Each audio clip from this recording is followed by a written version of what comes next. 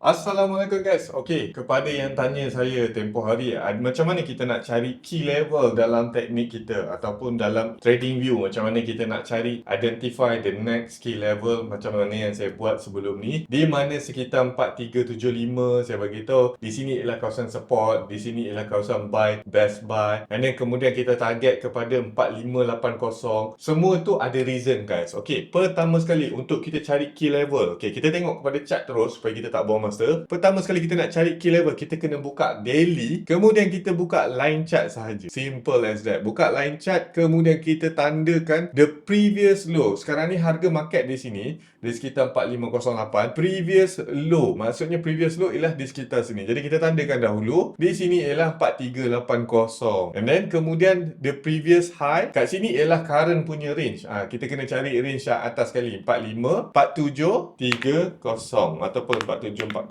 Ingat saya akan genapkan lah. Biasanya 4736 saya akan genapkan kepada 4740. Jadi kalau kita tengok current range, okay, current range kat mana? Current range kita kawasan ni, 4560. This is current range. Okay, macam ni sahaja kita tandakan kita punya key level. Simple kan? Okay, macam mana kita nak pastikan this key level is valid? Pertama sekali ialah kita tengok kepada candlestick. Kita tengok berapa kali harga cuba tembus pada price action ni, pada 4560 ni, tidak berjaya tembus. Sebab tu pada hari Rabu hari tu, saya dah bagi tahu hari Khamis tu, kita tunggu harga masuk di sekitar 4380 ke 4375 untuk kita buy. Sebab apa tau? Okay, macam ni. Bila kita dah tandakan key level, kita akan tahu pergerakan market adalah bergerak di dalam sekitar range sahaja. Untuk dia jaya buat range yang baru, dia perlu break this level untuk buat range yang baru. Macam tu.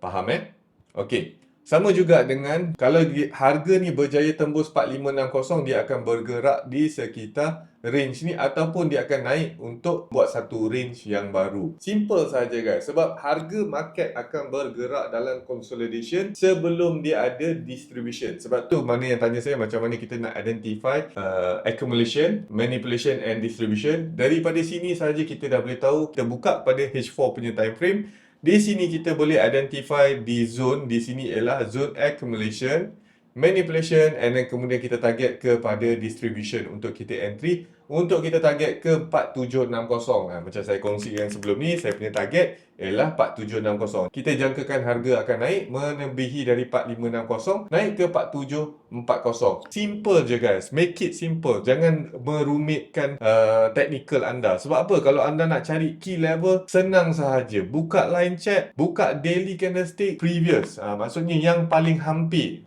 Jadi kita jangan ambil yang di sekitar harga market ni. Kita nak cari yang paling tertinggi sebelum tu. Okay, yang sini. And then kemudian yang sini. Nampak? Saya tandakan. Jika harga berjaya tembus di sekitar 4380, harga akan membuat range yang baru.